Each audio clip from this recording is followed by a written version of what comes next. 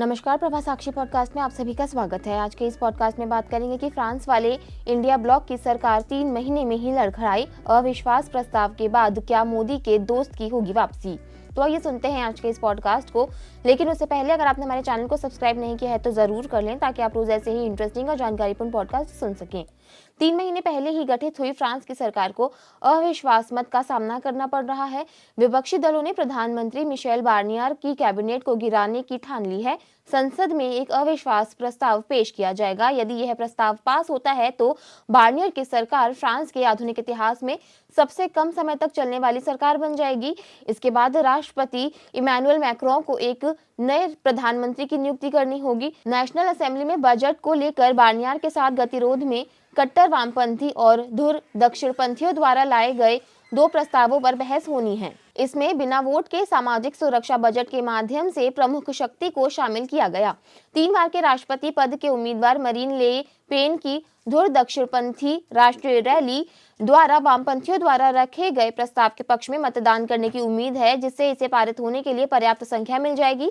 फ्रांसीसी टेलीविजन पर यह पूछे जाने पर कि क्या कोई मौका है कि उनकी सरकार बुधवार के मतदान में बच सकती है, बार्नियर ने जवाब में कहा कि मैं ये चाहता हूं और यह संभव है।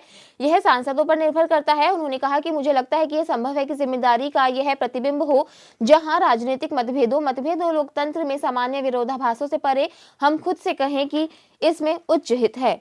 ये उथल पुथल गर्मियों में मैक्रों द्वारा बुलाए गए आकस्मिक चुनावों के बाद हुई है, जिसका उद्देश्य सफलता के बिना सुदूर दक्षिण पंथ के मार्च को रोकना था और संसद में बहुमत के साथ किसी भी पार्टी या गुट को नहीं छोड़ना था। अविश्वास प्रस्ताव पास करने के लिए संसद में 288 वोटों की जरूरत है। वामपंथी और दूरदराज के दलों के पास कुल मिलाकर 330 से अधिक वोट हैं, जिससे प्रस्ताव के पास होने की संभावना प्रबल हो गई है। हालांकि कुछ सांसद मतदान से अनुपस्थित रह सकते हैं, जिससे परिणाम प्रभावित हो सकता है।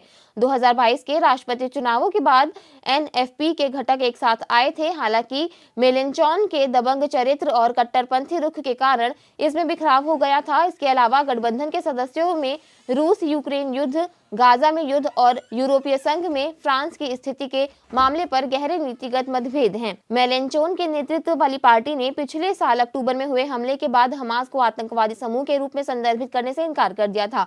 आज के लिए इतना ही। अगले पॉडकास्ट में किसी और मुद्दे पर देंगे आपको विस्तृत जानकारी। तब तक के लिए जुड़े रहें प्रभा साक्षी के साथ।